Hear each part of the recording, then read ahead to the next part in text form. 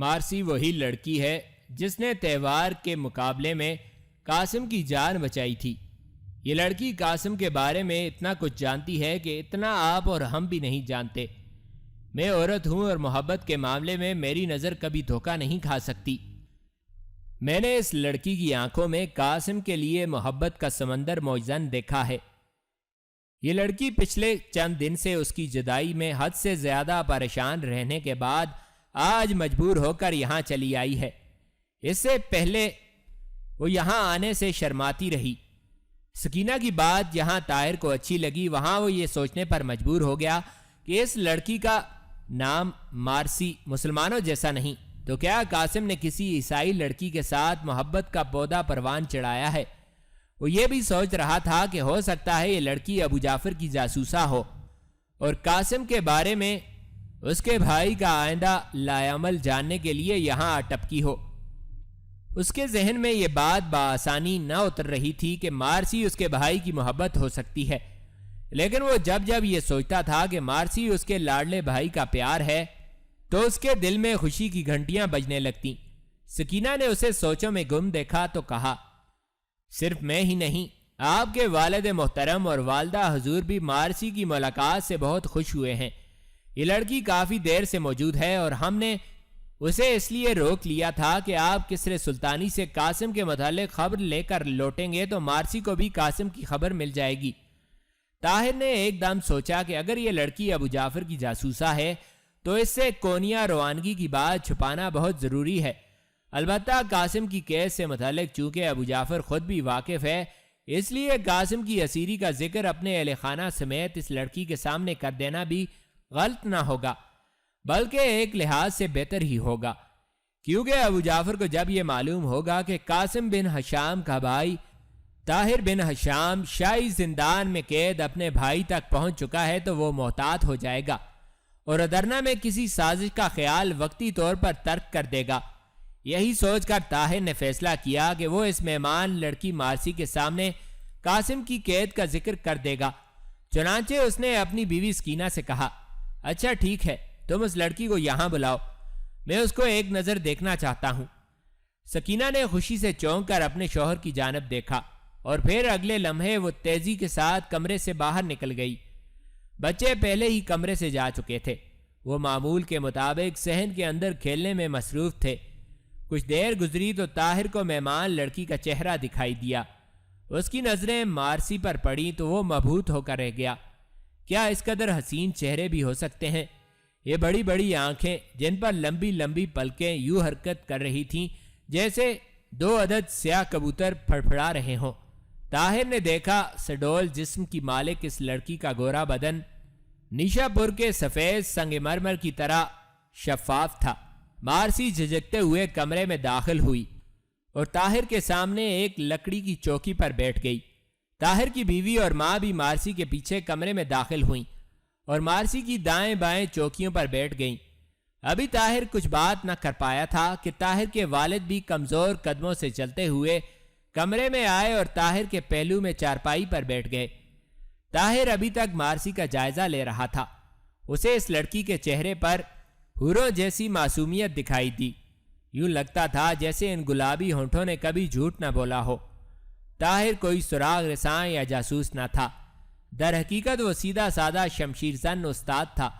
چنانچہ بہت جلد اس کے ذہن سے نکلنے لگا کہ مارسی کسی غلط ارادے سے اس کے گھر آئی ہوگی۔ یکدم اس نے مارسی کی جانب سے اپنی نظریں ہٹائیں اور اپنی بزرگ والدہ کو مخاطب کرتے ہوئے کہا، امی حضور، قاسم کا پتہ چل گیا ہے۔ اس کے اتنا کہنے کی دیر تھی کہ کمرے میں موجود ہر شخص حیرت سے اچھلا۔ مارسی کی حالت دیدنی تھی۔ اس نے تجسس، جوش، محبت اور تڑپ کے ملے جلے جذبات سے طاہر کو نظر بھر کر دیکھا اور سب سے پہلے بولی، کیا آپ سچ کہتے ہیں؟ اس کے لہجے میں شرم و حیا کوٹ کوٹ کر بری ہوئی تھی۔ اس کے فوراً بعد قاسم کی ماں جیسے تڑپ کر بول اٹھی، کہاں ہے میرا بچہ؟ تم نے تو کہا تھا کہ میں اسے ساتھ لاؤں گا۔ طاہر کی بیوی نے بھی اسی قسم کی بات کی اور کہا، اس کا مطلب ہے کہ ہماری بہو مارسی کا پیر ہمارے گھر میں خوشبختی کی علامت ہے۔ آج ہی مارسی ہمارے گھر آئی اور آج ہی قاسم کی اطلاع مل گئی۔ سب سے آخر میں قاسم کے والد نے سنجیدگی سے پوچھا، کیسے پتہ چلا ہے؟ کہاں ہے قاسم؟ کیا سلطان نے اسے کسی مہم پر بھیجا ہے؟ یہ حشام کی آواز تھی۔ وہ اپنے دور کا مایہ ناز پہلوان حشام بن عدی تھا۔ طاہر سب کی بات سننے کے بعد کسی قدر ڈھیلے انداز میں کہنے لگا، نہیں ابا حضور، سلطان نے تو قاسم کو بہت اہم مہم سونپی تھی، لیکن سلطان کے بڑے بیٹے شہزادہ علاؤالدین نے قاسم کو خطیب مغرب کے کہنے پر پچھلے 3 ہفتوں سے نظر بند کر رکھا ہے۔ طاہر کی بات سن کر مارسی اپنی جگہ پر ہل کر رہ گئی، تو گویا ابو جعفر نے اپنا کام کر دکھایا تھا۔ مارسی کو تسلیم کرنا پڑا کہ ابو جعفر ایک منجا ہوا اور جہاں دیدہ شخص ہے۔ اس نے مارتھا سے کہا تھا کہ وہ بہت جلد قاسم کو اپنے راستے سے ہٹا دے گا۔ مارسی یہی سوچ رہی تھی کہ ابو جعفر نے اپنا قول پورا کر دکھایا۔ ادھر طاہر اپنے والد اور والدہ کو واقعے کی تفصیل بتا رہا تھا۔ اچانک طاہر کے ذہن میں کچھ خیال آیا اور قاسم کا واقعہ ادھورا چھوڑ کر مارسی کی جانب متوجہ ہوا۔ محترمہ، آپ کے بارے میں میری بیوی سکینہ نے مجھے جو کچھ بتایا ہے وہ میرے لیے ناکافی ہے۔ اگر آپ برا نہ مانیں تو عذرائے مہربانی اپنا اور اپنے خاندان کا تفصیلی تعارف کروا دیں تو میرے ذہن سے کبیدگی دور ہو جائے گی۔ مارسی کے لیے یہ کوئی غیر متوقع سوال نہ تھا، لیکن اس کا ذہن چونکہ قاسم کی طرف لگا ہوا تھا، چنانچہ وہ طاہر کے سوال سے چونک سی گئی اور پھر تھوڑی دیر سر جھکا کر خاموش رہنے کے بعد بولی، میں آپ سے کچھ نہیں چھپاؤں گی۔ اس دنیا میں آپ سب لوگ ہی میرے اپنے ہیں۔ میں آپ کو اپنی زندگی کا ایک ایک ورق کھول کر دکھاؤں گی۔ اور اس کے بعد مارسی نے تفصیل کے ساتھ اپنے بارے میں قاسم کے اہل خانہ کو بتانا شروع کر دیا۔ اس نے البانوی محل سے لے کر کسر سلطانی تک اور پھر کسر سلطانی سے قاسم کی ملاقات تک سب کچھ بتا دیا۔ اس کی کہانی میں سکندر بیگ کا بھی تفصیل کے ساتھ ذکر آیا اور ابو جعفر کا بھی۔ اس نے قاسم کی ملاقاتوں کی تفصیل بھی بتائی اور مارتھا کی ریشہ دوانیوں کا ذکر بھی کیا۔ مارسی کی کہانی مکمل ہوئی تو طاہر کی ماں اور بیوی کی آنکھوں سے آنسو بہ رہے تھے۔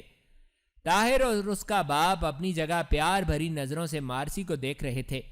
طاہر کی ماں اپنی جگہ سے اٹھی اور آگے بڑھ کر مارسی کو سینے سے لگا لیا۔ مارسی کی موٹی موٹی آنکھوں سے ٹپ ٹپ آنسو گر رہے تھے۔ سکینہ نے بھی آگے بڑھ کر مارسی کو پیار دیا اور کہا، میں تو کہتی ہوں تم اب یہیں رہو، کیونکہ تم اپنے گھر میں اپنی ماں مارتھا کے پاس بھی محفوظ نہیں ہو۔ خدا نہ خواستہ تمہیں اگر کچھ ہو گیا تو ہم قاسم میاں کو کیا منہ دکھائیں گے؟ سکینہ کی بات ابھی پوری نہ ہوئی تھی کہ حشام بول اٹھا، دیکھو بیٹی، تم نے سب کچھ سچ سچ بتا کر ہمارے دل میں اپنے لیے بہت زیادہ جگہ پیدا کر لی ہے۔ یہ جان کر تو مجھے اور بھی زیادہ خوشی ہوئی کہ تم اسلام بھی قبول کر چکی ہو۔ میں تمہیں نصیحت کرتا ہوں کہ تم اپنا نام بھی مسلمانوں والا رکھ لو۔ مارسی نے چونک کر قاسم کے والد کی بات سنی اور پھر شرمیلے لہجے سے کہا، تو پھر آپ ہی میرے لیے کوئی اچھا سا نام تجویز کر دیجئے۔ آپ جو نام تجویز کریں گے میں وہی اپنا لوں گی۔ اب حشام اپنی ہونے والی بہو کے لیے نام سوچ رہا تھا۔ کچھ دیر بعد حشام نے کہا، ٹھیک ہے بیٹی، ہم نے تمہارے لیے ایک نام تجویز کر لیا ہے۔ سب نے چونک کر حشام کی جانب دیکھا تو اس نے مسکرا کر مارسی کا نیا نام پکارا، غزالہ۔ حشام کے منہ سے مارسی کا نیا نام سن کر مارسی سمیت سب لوگ بہت خوش ہوئے۔ یہ بالکل صحیح نام تھا۔ مارسی کی غزال جیسی خوبصورت آنکھوں کے لیے یہی نام مناسب تھا۔ جب سکینہ نے مارسی کو غزالہ کا مطلب بتایا تو شرم سے اس کا چہرہ سرخ ہو گیا۔ وہ محسوس کر رہی تھی کہ عرب نوجوان قاسم بن حشام کتنے پیار سے اس کا یہ نام پکارے گا۔ قاسم کے گھر میں مارسی کئی گھنٹے تک رہی۔ شروع میں اس کا رازدار کھوچوان اکبر مکان سے باہر موجود رہا، لیکن بعد ازاں مارسی نے اسے یہ کہہ کر روانہ کر دیا کہ وہ سپہر کے بعد آ کر اسے لے جائے۔ اب وہ مارسی نہیں تھی بلکہ ایک مسلمان دوشیزہ غزالہ تھی، لیکن ابھی اسے اپنا یہ نام اپنی ماں اور ابو جعفر سے چھپانا تھا۔ سپہر کے بعد اکبر مارسی کو لینے کے لیے آ گیا اور مارسی قاسم کے تمام اہل خانہ کے ساتھ پیار و محبت کی بے تکلفی میں بہت سا وقت گزارنے کے بعد اپنے گھر لوٹ گئی۔ اگلی صبح طاہر کونیا کے لیے روانہ ہو چکا تھا۔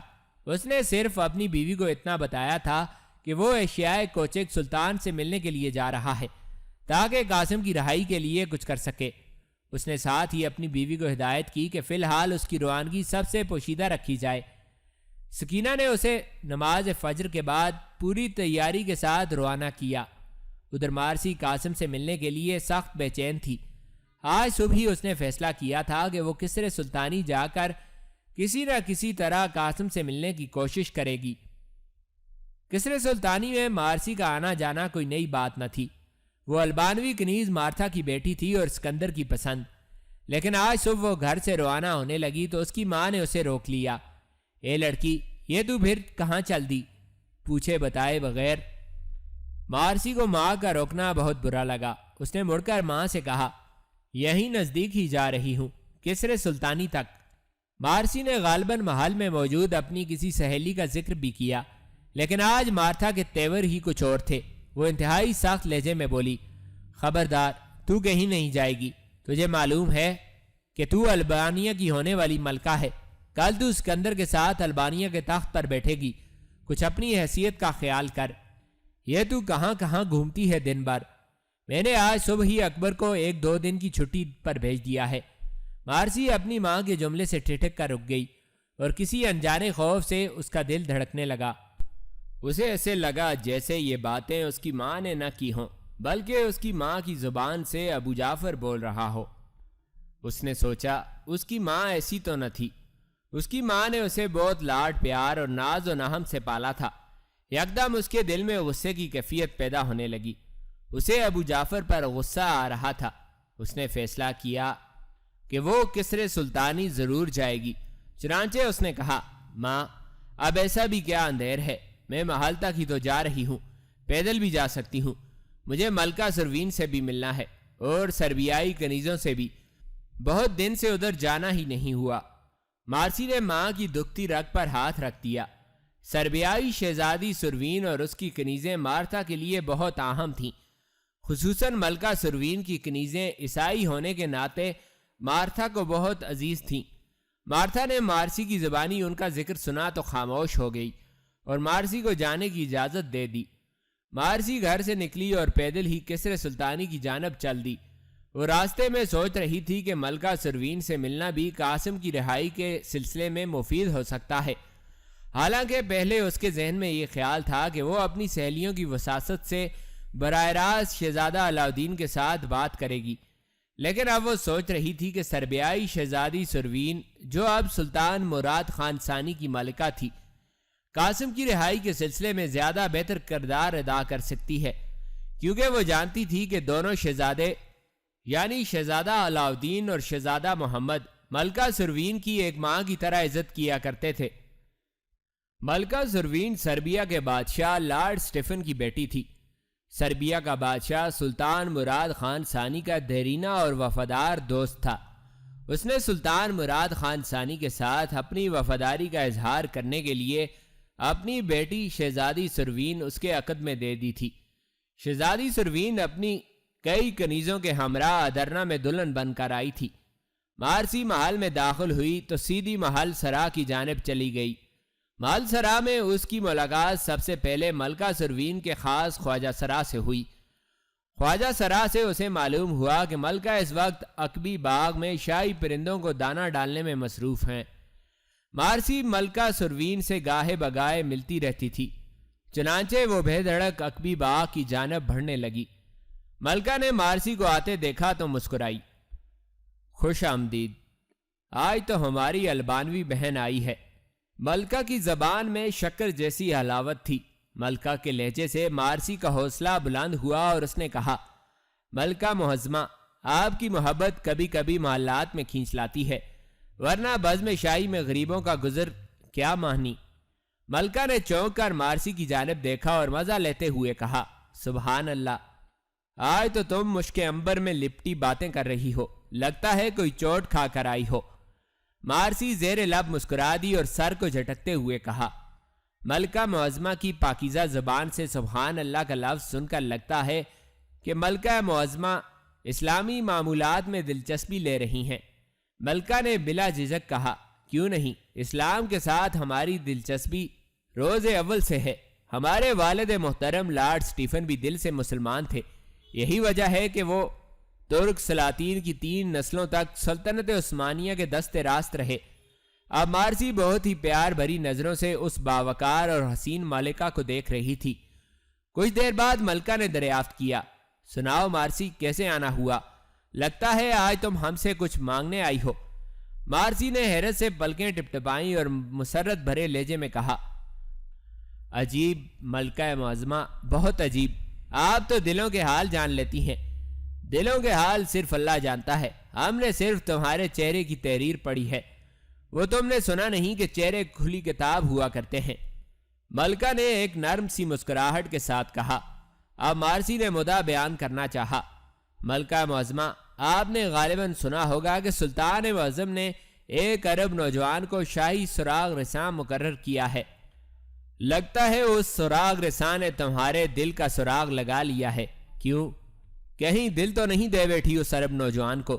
مارسی کا چہرہ حیا سے تمتما اٹھا۔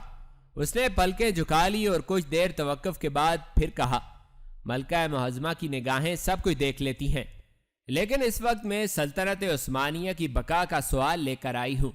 مارسی کی بات پر ملکہ چونک اٹھی اور فوراً کہا، خدا نہ کرے سلطنت عثمانیہ کو کچھ ہو، تم کون سا مسئلہ لے کر آئی ہو؟ مارسی نے کسی قدر جھجکتے ہوئے عرض کی، ملکہ معظمہ، وہ عرب نوجوان جسے سلطان معظم نے ادرنا میں ہونے والی سازش کا سراغ لگانے کے لیے بطور خاص مقرر فرمایا تھا، اس وقت ایک غدار کے بہکاوے پر شہزادہ علاؤدین کی قید میں ہے، جبکہ وہ غدار سلطنت کے خلاف کسی خطرناک سازش میں مصروف ہے۔ ملکہ کی تیوری پر بل پڑ گئے اور اس نے بے حد سنجیدہ لہجے میں کہا، کون ہے وہ غدار جس نے شہزادہ علاؤدین کو بہکا دیا؟ مارسی، تم ہوش میں تو ہو؟ تمہیں معلوم ہے کہ تم کیا کہہ رہی ہو؟ تم ایک ترک شہزادے اور ولیعت پر الزام لگا رہی ہو۔ ملکہ کی بات مکمل ہوئی تو مارسی نے ایک نئے عزم کے ساتھ کہا، ملکہ معظمہ، میں صرف الزام نہیں لگا رہی ہوں، بلکہ یہ کہہ رہی ہوں کہ شہزادہ علاؤدین نے قاسم بن ہشام کو شاہی زندان میں بند کر رکھا ہے۔ ملکہ معظمہ، اس وقت ادرنا کو قاسم بن ہشام کی ضرورت ہے، آپ خدا را کچھ کیجئے، کہیں ایسا نہ ہو کہ سلطان معظم کی عدم موجودگی میں ابو جعفر ادرنا کی گلیوں میں بغاوت پھیلا دے۔ اب ملکہ کی آنکھیں حیرت سے پھٹنے لگیں۔ اس نے کسی قدر تیز لہجے میں کہا، ابو جعفر، کیا یہ وہی شخص تو نہیں جس کی آنکھوں کی رنگت لاطینی اقوام کی طرح نیلی ہے، جو خطیب مغرب کے نام سے مشہور ہے؟ ارے مارسی، اس شخص کا آنا جانا تو تمہاری ماں کے پاس بہت تھا، ہے نا؟ ملکہ ایک دم خلاؤں میں گھورتے ہوئے کچھ سوچنے لگی۔ اسے یاد آیا کہ ایک زمانے میں مارتھا اور ابو جعفر شہزادی سروین پر جذباتی ڈورے ڈالنے کی کوشش کرتے رہے تھے۔ اس وقت سروین نئی نویلی دلہن تھی، چنانچہ اجنبیت کے دباؤ میں خاموش رہی۔ آج مارسی نے ابو جعفر کی سازش کا ذکر کیا تو ملکہ سروین کی آنکھیں جیسے کھل گئیں۔ اس نے گہری سوچ میں مارسی کی بات بھی نہ سنی۔ مارسی کہہ رہی تھی، ملکہ معظمہ، ابو جعفر ہمارے گھر آتا ہے، اسی وجہ سے تو میں اس کی سازش کے بارے میں جانتی ہوں۔ 3 ہفتے پہلے قاسم بن ہشام کیسر کے جاسوسوں کا سراغ لگاتے ہوئے ابو جعفر کی گردن تک پہنچ چکا تھا، لیکن شہزادہ علاؤدین نے سارا معاملہ ہی الٹا کر دیا۔ آپ کچھ کیجیے نا۔ اب ملکہ صورتحال کو سمجھنے لگی۔ وہ سوچ رہی تھی کہ شہزادہ علاؤدین کے ساتھ کس طریقے سے بات کی جائے۔ اسے مارسی کی بات کا یقین تھا کیونکہ وہ خود ابو جعفر کے کردار سے واقف تھی۔ اس نے سوچا کہ صرف قاسم بن ہشام کو چھڑایا ہی نہ جائے بلکہ کسی طرح بروقت ابو جعفر کو بھی دبوچ لیا جائے۔ وہ سمجھ رہی تھی کہ اس کے کندھوں پر بہت بڑی ذمہ داری آن پڑی ہے۔ اس نے مارسی سے کہا، مارسی، تمہارا بہت بہت شکریہ کہ تم نے ہمیں ان نازک حالات سے آگاہ کیا۔ ہم آج ہی کچھ کرنے کی کوشش کرتے ہیں۔ ملکہ کی بات سن کر مارسی نے اطمینان کی سانس لی اور پھر جھجکتے ہوئے کہنے لگی، ملکہ معظمہ، ایک درخواست اور ہے۔ ملکہ نے مارسی کی جانب دیکھ کر پوچھا، ہاں ہاں کہو۔ ملکہ معظمہ، میں قاسم بن ہشام سے ملنا چاہتی ہوں، وہ یہیں قصر سلطانی کے شاہی زندان میں قید ہے۔ اگر ملکہ معظمہ چاہیں تو داروغہ زندان کو حکم دے سکتی ہیں کہ وہ مجھے نہ روکے۔ ملکہ پھر چونک اٹھی۔ اس نے چند لمحے کے لیے کچھ سوچا اور پھر ایک نئے عزم کے ساتھ بولی، چلو ہمارے ساتھ، ہم ابھی شاہی زندان میں جا کر قاسم بن حشام سے بات کریں گے۔ ملکہ نے پورے جوش کے ساتھ قدم بڑھایا اور مارسی کے دل میں خوشی کے لڈو پھوٹنے لگے۔ شاہی زندان کے داروغہ نے ملکہ سروین کو آتے دیکھا تو اس کی ٹانگیں کانپ گئیں۔ شاہی زندان محل کا شمال مغربی احاطہ تھا۔ اس جانب عموماً محل سرا کی عورتیں نہیں آتی تھیں۔ زیادہ تر ملازمت پیشہ لوگ محل کی اس جانب رہائش پذیر تھے۔ یہاں شاہی استبل بھی تھا اور محل کا اسلحہ خانہ بھی۔ ایک بڑی سی عمارت کے وسط میں ایک بڑا سا کمرہ شاہی زندان تھا۔ ملکہ داروغہ کے قریب پہنچی تو اس نے کمر تک جھک کر ملکہ کو سلام کیا۔ ملکہ بھی وہیں رک گئی اور تحکمانہ لہجے میں پوچھا، شاہی زندان میں کتنے قیدی نظر بند ہیں؟ ملکہ کا انداز شاہانہ تھا۔ داروغہ لرز گیا، ہکلاتے ہوئے کہنے لگا، ملکہ معظمہ، صرف ایک قیدی موجود ہے۔ ملکہ نے پھر کہا، کیا نام ہے اس کا؟ داروغہ زندان منمناتے ہوئے دوبارہ بولا، قاسم بن حشام۔ ملکہ نے قاسم کا نام سنا اور ایک بار مارسی کی جانب مڑ کر دیکھا۔ مارسی کے چہرے پر جوش تھا۔ ملکہ داروغہ کی جانب متوجہ ہوئی اور بولی، ہم ابھی اور اسی وقت قاسم بن حشام کو ملنا چاہتے ہیں، جاؤ اسے بے حد احترام کے ساتھ ہمارے پاس لے آؤ۔ داروغہ زندان فوراً دم دبا کر بھاگا اور زندان کے دروازے کی جانب بڑھتا چلا گیا۔ کچھ دیر بعد قاسم مارسی اور ملکہ کے سامنے موجود تھا۔ 3 ہفتوں میں قاسم کی صحت بہت گر چکی تھی۔ اس کے چہرے پر ہلکی سی زردی تھی، لیکن اس کی آنکھیں ابھی بھی پوری طرح روشن اور بے چین تھیں۔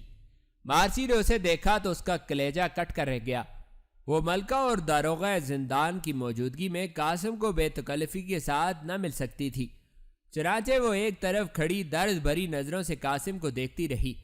قاسم نے آگے بڑھ کر ملکہ کو سلام کیا تو ملکہ نے مسکرا کر جواب دیا اور کہا، قاسم بن حشام، ہم سلطنت عثمانیہ کے تاجدار سلطان مراد خان ثانی کی ملکہ ثانی ہیں۔ ہمیں آج مارسی نے تمہاری حقیقت حال بتائی تو ہم خود تم سے ملنے کے لیے یہاں چلے آئے۔ تم فکر مت کرو، ہم آج ہی شہزادہ علاؤدین سے بات کر کے تمہیں زندان سے نکلوائیں گے۔ قاسم جو پہلے ہی پہچان چکا تھا کہ اس سے ملنے آنے والی شاہی گھرانے کی خاتون ہی ہو سکتی ہے، ملکہ کی بات سن کر اور زیادہ مؤدب ہو گیا۔ اس نے ملکہ کے احترام میں پلکیں جھکا لی اور دھیمے لہجے میں کہا، ملکہ معظمہ کا اقبال بلند ہو، مجھے اپنی قید کی کوئی فکر نہیں۔ میں تو اس لیے فکر مند ہوں کہ شاہی حکم کی کوئی لاج نہ رکھ سکا۔ خدا جانے سلطنت کے غدار کس حد تک آگے جا چکے ہیں۔ مجھے تو اتنا بھی معلوم نہیں کہ ہمارے جو لشکر محاذ جنگ پر روانہ ہوئے تھے ان کی کیا کارگزاری ہے۔ ملکہ نے پورے اطمینان کے ساتھ قاسم کی بات سنی اور پھر کسی قدر غمزدہ لہجے میں کہا، یورپ کی مہم پر جانے والا ہمارا لشکر صلیبی افواج کے ہاتھوں بہت بڑی شکست کھا چکا ہے۔ ہمارے سلطان معظم کی ہمشیرہ اور ہماری نند جی کے خاوند سپہ سالار محمد جلپی ہونیاڈے کے ہاتھوں گرفتار ہو چکے ہیں۔ صوفیہ کا شہر ہمارے ہاتھوں سے نکل چکا ہے اور ہماری سپہ وادی بلکان میں بھی دشمن سے نقصان اٹھا چکی ہے۔ البتہ ایک خوشخبری بھی ہے کہ سلطان معظم نے امیر کرمانیہ کو شکست دے کر کونیا کی بغاوت پر قابو پا لیا ہے اور سلطان معظم چند ہی دنوں میں ادرنا پہنچنے والے ہیں۔ سلطان معظم ادرنا سے جلد یورپ کی جانب ہونیاڈے سے انتقام لینے کے لیے روانہ ہو جائیں گے۔ ملکہ نے مختصر الفاظ میں تمام حالات سے آگاہ کر دیا۔ لشکروں کی تفصیل سنتے ہوئے قاسم جذباتی ہو رہا تھا، خصوصاً سلطان کے بہنوئی محمد چلپی کی گرفتاری کا سن کر اسے دھچکا لگا تھا۔ اسے محمد چلپی کی ملاقات یاد آئی جب آغا حسن کے کمرے میں فوجی افسروں کے سامنے اس نے ایک مختصر سی تقریر کی تھی۔ اس نے بڑے خلوص کے ساتھ ملکہ سے کہا، محترم سالار، محمد چلپی کا سن کر دلی افسوس ہوا۔ میں محسوس کرتا ہوں کہ ایسے حالات میں سلطنت کو میری ضرورت تھی۔ ملکہ نے قاسم کی بات پر سر ہلایا اور دلاسا دینے والے لہجے میں کہنے لگی، بس تم آج ہی رہا کر دیے جاؤ گے، یہ میرا تم سے وعدہ ہے۔ اچھا، اب ہم چلتے ہیں۔ ملکہ نے جانے سے پہلے مارسی کی طرف دیکھا اور پھر زیر لب مسکرائی۔ مارسی حیا سے پلکیں جھکائے ہوئے تھی۔ ملکہ واپسی کے لیے مڑی تو مارسی بھی ایک حسرت بری نگاہ قاسم پر ڈالتے ہوئے ملکہ کے ہمراہ روانہ ہونے لگی۔ دونوں کی آنکھیں چار ہوئیں اور آن کی آن میں انہوں نے ایک دوسرے سے بہت کچھ کہہ دیا۔ قاسم نے قدر ہلکی آواز میں مارسی کا نام پکارا تو مارسی ایک لمحے کے لیے ٹھٹکی اور پھر جاتے جاتے مسکرا کر قاسم سے کہا، مارسی نہیں، غزالہ، یہ آپ کے والد محترم کا دیا ہوا نام ہے۔ اتنا کہہ کر مارسی بھی ملکہ کے پیچھے لپکی اور تیز تیز قدم اٹھاتی ہوئی باہر چلی گئی۔ مارسی کے آخری الفاظ ابھی تک قاسم کے کانوں میں گونج رہے تھے، مارسی نہیں، غزالہ، آپ کے والد محترم کا دیا ہوا نام ہے، تو گویا مارسی قاسم کے اہل خانہ سے مل چکی تھی۔ قاسم کے دل میں مسرت کی لہر دوڑ گئی۔ ادھر طاہر بن ہشام عادی اور طوفان کی طرح سفر کرتا ہوا لشکر سلطانی کی طرف چلا جا رہا تھا، لیکن ابھی وہ راستے میں ہی تھا کہ اسے سلطانی لشکر کی واپسی کی خبر ملی۔ پھر بھی تیز رفتاری سے سفر کرتا رہا۔ اس کے پاس شہزادہ محمد کا خط تھا اور اسے اپنے بھائی قاسم کو شہزادہ علاؤدین کی قید سے آزاد کروانا تھا۔ وہ در دانیال عبور کر کے اشیاء کوچک میں داخل ہوا تو اسے سلطانی لشکر کی واپسی کے آثار نظر آنے لگے۔ اگلے روز وہ لشکرگاہ کے سامنے تھا۔ وہ اپنے تھکے ہوئے گھوڑے پر سوار لشکر کے پڑاؤ میں داخل ہوا۔ کچھ ہی دیر بعد وہ سلطان کی خدمت میں شہزادہ محمد کا خط پیش کر رہا تھا۔ سلطان جوں جوں شہزادے کا خط پڑھتا گیا اس کی بھویں سکڑتی گئیں اور چہرے پر غصے کے آثار نظر آتے گئے۔ سلطان نے خط پڑھ کر کچھ دیر کے لیے خاموشی اختیار کر لی اور چند لمحوں بعد طاہر سے مخاطب ہوا، تم نے بہت اچھا کیا جو ہم کو خبر کر دی۔ ہم خود بہت جلد ادرنا پہنچنے والے ہیں، لیکن میں پہنچتے پہنچتے ابھی اتنا وقت نہیں ضائع کرنا چاہتا کہ دشمن ادرنا میں کوئی بغاوت پھیلا سکے۔ اس لیے ہم چاہتے ہیں کہ ہم اپنے تیز رفتار قاصد کو تمہارے ہمراہ روانہ کر دیں تاکہ قاسم بن ہشام کو شاہی زندان سے رہائی دلائی جا سکے۔